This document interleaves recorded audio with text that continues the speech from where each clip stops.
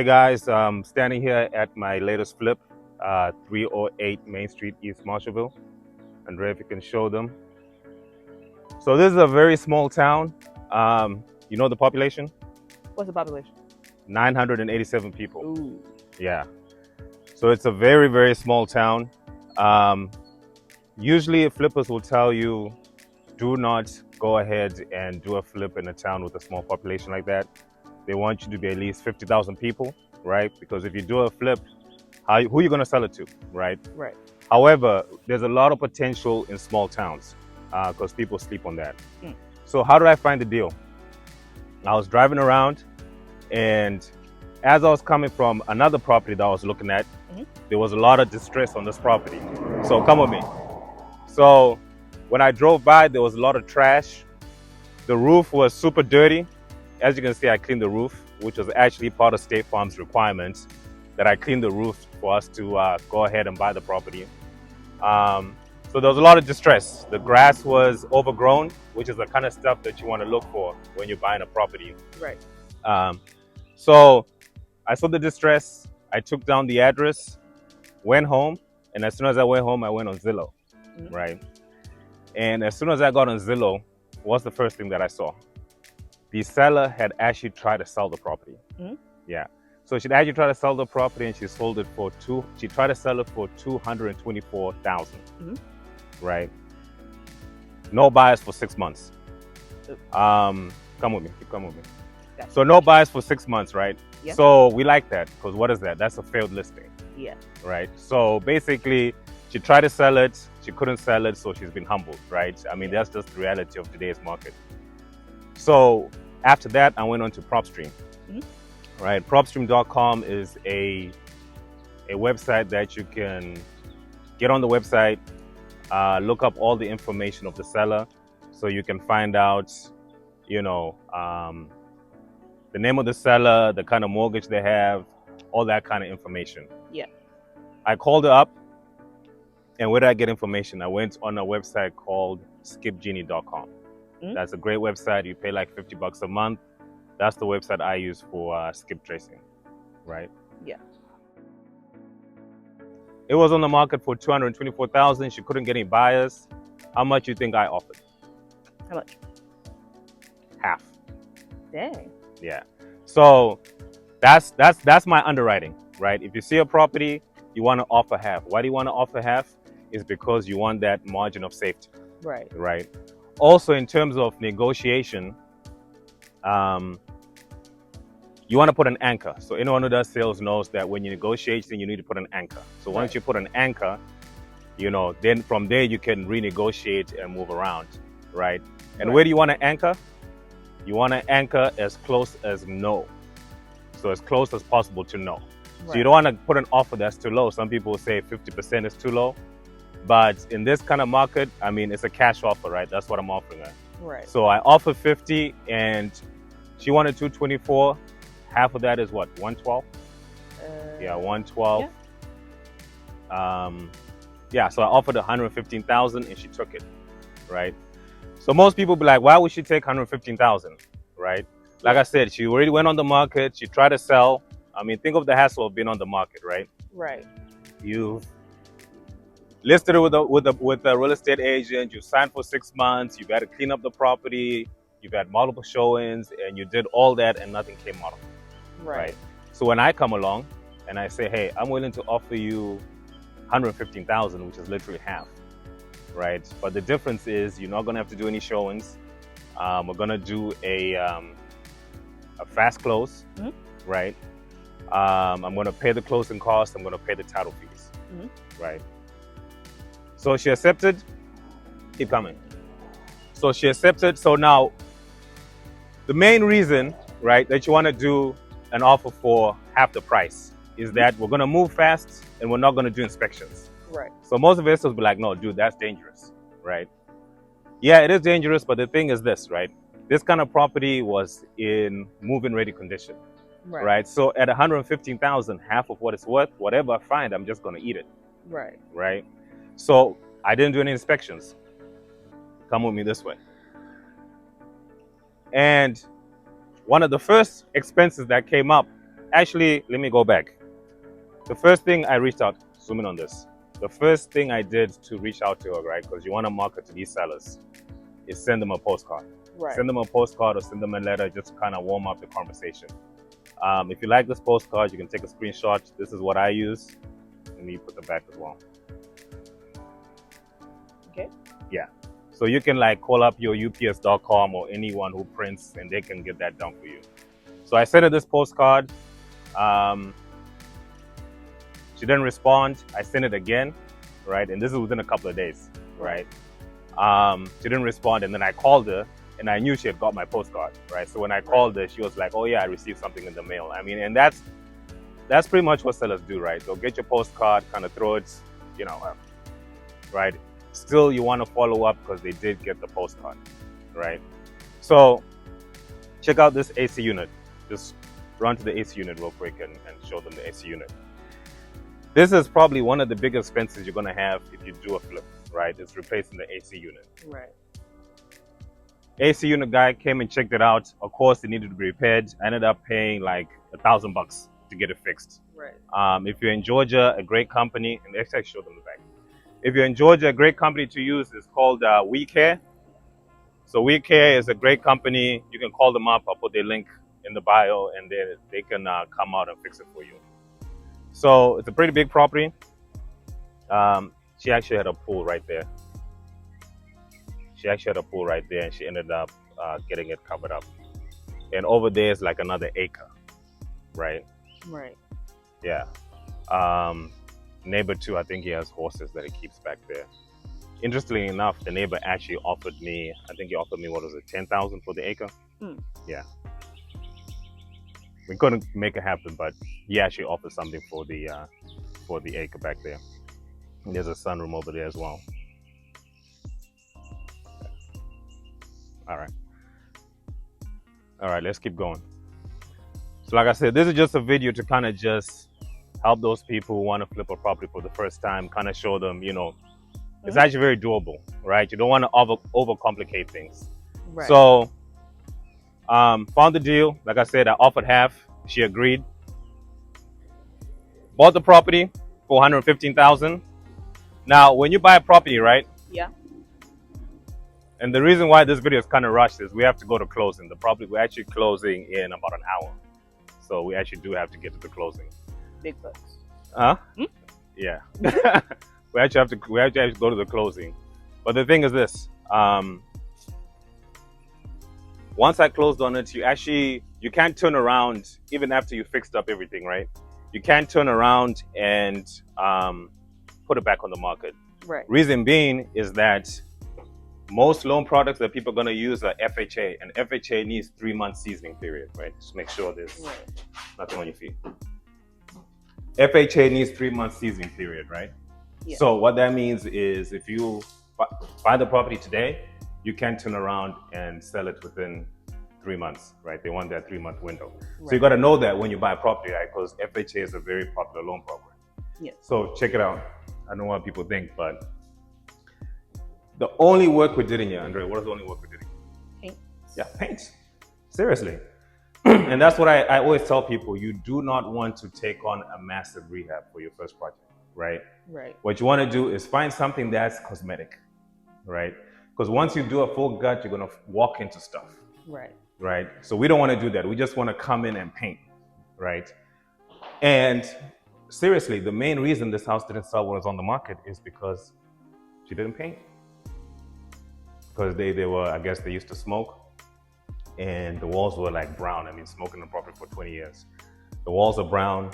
You have buyers walking in with their families and they're like, yeah, I'm not really feeling that. Check out the orange kitchen. So people are like, oh, you need to paint this. It's not a good color. No, I said it's fine, right? Don't overcomplicate it. It will sell. Let's just paint the rest of the house white. And in the kitchen, all we did was clean up. All we did was clean up, and we already saw the sunroom from the exterior, right? Mm-hmm. These are actually the original appliances, so nothing changed in yet. We literally just painted this entire property. Painting, what did that cost me? Labor was like 3,500 and the paint was like $1,000. So I'm all in for 4,500. Yes. Right. And there's a master bedroom over there. There's another bedroom if you want to quickly go down there and show them. Yeah, so all I spent was about 4,500 just in paints. Waited for the 3-month seasoning. Well, actually, I waited 2 months because after 2 months, you can kind of put it on the market because you know, hey, in the next 30 days, this thing will qualify to an end buyer family for FHA financing. We listed on the market, and within about a week, I got an offer. Yeah, you can open that if you want. Like I said, this is an amateur video. So if this video is too amateur for you and you want to complain, this is the wrong channel. Yeah, get off the channel and go to Yeah, so I'm kind of just showing people, you know, what they can do. All right, very cool.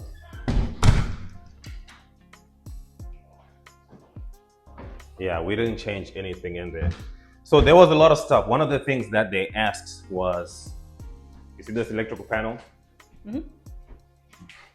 We faded over it, I know, but I didn't even want to mess with this, right? Yeah. I wasn't gonna go get a brand new panel. So they wanted this sorted out. I think they wanted a new hot water heater as well. So same thing, right? I'm not gonna mess with none of it, right? I'm not gonna mess with none of it. What I told them was like, hey, look, I will give you a credit. List me all the issues that are going on and I'll give you a credit. Yeah. And we ended up agreeing to 12,000, right? So most people will be like, oh, 12,000, that's a lot of money. But you got to remember, guys, we got this at 50% off. Yeah. Show them back. We got this at 50% off, right? And we knew at 50% off stuff is gonna come up, right? So you want 12,000 for all the stuff without me having to fix it? That's fine. Go ahead. This is the master. One of the things that I learned in this business is you don't go broke taking profits, right? Right. Anytime you can take profits off the table, go ahead and do it. If you look at the economy, and show them the bathroom there as well. The economy we're in right now is clearly a buyer's market, right? Yeah. Yeah, it's a buyer's market. You get an offer, you don't want to hold up and try, you know, get a higher offer. And you got to remember, the city of Montreal has a population of 987 people. Yeah. So if I get an offer, okay, keep in mind this offer was full price. So yeah, I kind of missed that. I put it back on the market for 210,000. Oh. So first week I got an offer at 210,000. Can't complain. Right. So if that buyer comes back and is asking for certain things, right? I can't complain. I got the property 50% off, right? Yeah. So they wanted 12,000 credit. That's fine. I'll go ahead and give you 12,000 credit. The AC had to be fixed. That was like what, another $1,000. We painted, even the ceiling got painted. All in with the paint, 4,500, right? Yeah. After all expenses, realtor fees, because you gotta pay your realtor costs, right? It's 3% to the buyer's agent, 3% to the seller's agent. After all expenses, and they're getting like 6,300 each. Yeah. Right, and I'll put a copy of the HUD on the screen. After all expenses, buying it for 115, fixing it up, paying a whole bunch of expenses, even with the 12,000 that I'm giving the buyer. Yeah, turn around, show them the kitchen again. Even though that's what guys, even this sold within 1 week. So don't be picky on trying to spend money. Don't be obsessed with spending money. Because you guys were like, oh, paint the kitchen, paint the kitchen. No, it still went under contract within a week with this orange kitchen, right? Right. After all expenses, today I'm gonna get a check right after this for $71,000. Right. Not bad, right? For 90 days. Did I paint the house? No, I did not. All I did was I found the deal. I sent a postcard. Right. So the key to real estate is just finding the deal, right? So some people be like, well, Andrew, you paid $115,000 cash. If you don't have the money, that's fine. There's a bunch of exit strategies you can do, right? One of them is you can wholesale the deal. Right? If you don't know what wholesaling is, you can get the property under contract. Yeah. And I will put the agreement that I use with all my attorneys in the description. You can get the property under contract. Once you get it under contract, you can go ahead, find a buyer like myself or another local buyer and sell it to them. Yeah. And you still will make money The neighbor actually gave me an offer once I bought the house. The first day I bought the house and I was walking the house. Mm-hmm. I went over to the neighbors, and because you always want to talk to your neighbors, right? Yeah. Because they're the ones who are going to keep an eye. So you always want to exchange information with your neighbors. He offered me 150,000. Right. I could have taken that, right? I could have taken that and walked away. And like I said, you don't go broke taking profits, guys. If there's profit to be made, take it and move on to the next one. Right. Right? So it easily could have been a wholesale deal where even if the neighbor wanted it, which is another trick too. When I have a property that I'm looking to buy, I actually will go on propstream.com, or you can use PropWire. That's a website by Jerry Norton. You can go on, we can keep walking. You can go on PropWire, you can find the information and call the neighbor and say, hey, I have this property under contract. Are you interested? And put your markup. Even if it's 5,000, 10,000, that's a base hit. Get that money and keep it moving. Yeah. Right? So even though I'm making 71,000 on this for 3 months, right? 3 months of work, which is, I personally didn't do the work, right? Right. I could have been fine with making a quick 5 or 10,000. Right. Right.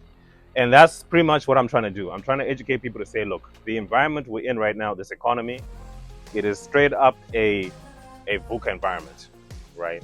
Yeah. For those who don't know what VUCA is a term that was coined by the US military, right? So it stands for volatile, uncertain, complex, ambiguous, right? And that's the kind of term they were using when they were trying to find the terrorists, the Al-Shabaab, Al-Qaeda, those dangerous guys who hide among their own citizens, right?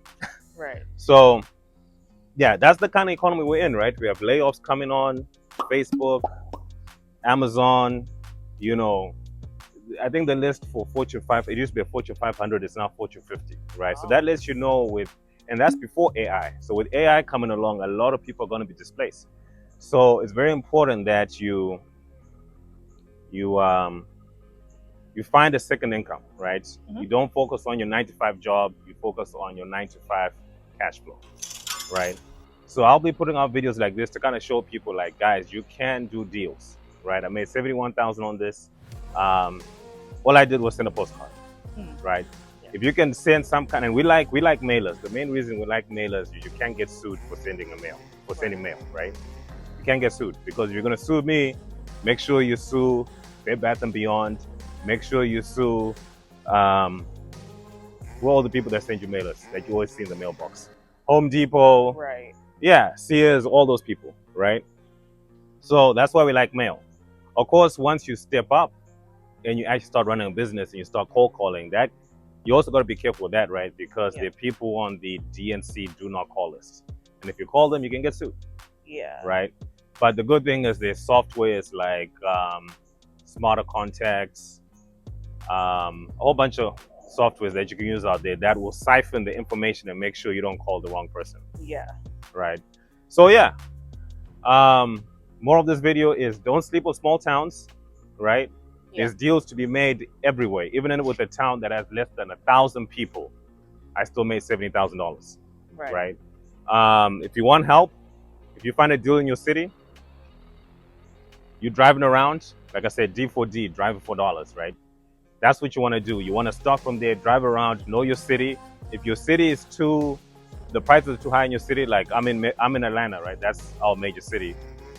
Go outside. Go at least an hour, because what are we? Marshallville to Atlanta is like what? It's about an hour and a half. Yeah. So what are we looking at? 90 minutes. Look for cities that are within 90 minutes and look for deals. Right. Right. Yeah. So that's about it. Like I said, if you need any help, email me, andrew@nyawproperties.com. I'll try to help you, start your career. Another thing I'd also encourage people is go register your business, right? Yeah. If you haven't registered your business, get on inkfile.com. Inkfile.com is, I think it's now changed to busy.com, but I'll put it in the description. The main reason is you want to start seasoning your LLC, right? Even if you have no plan to start business or flipping a house within the next year or two, still register the LLC. It'll cost you like maybe $300. I mean, you can do it for cheap for like $50, but if you go through them, they do all the paperwork. You want to start seizing your LLC. So by the time you turn around and you're ready to start business, um, your LLC is 2, 3 years old. Then you can start applying for business credit. So, for example, I had business credit cards. So I have the Chase Freedom Unlimited, right? Mm-hmm. So for that 4,000, I just swiped it on the business credit card, right? No money out of my pocket. So you want to get started as soon as possible. I just want to do this video, encourage people to say, hey, if you want to get started in real estate, start now because there's deals to be done. It doesn't matter the city. As long as you're calculated and get it at the right price, you will make money. I'm out. Few moments later.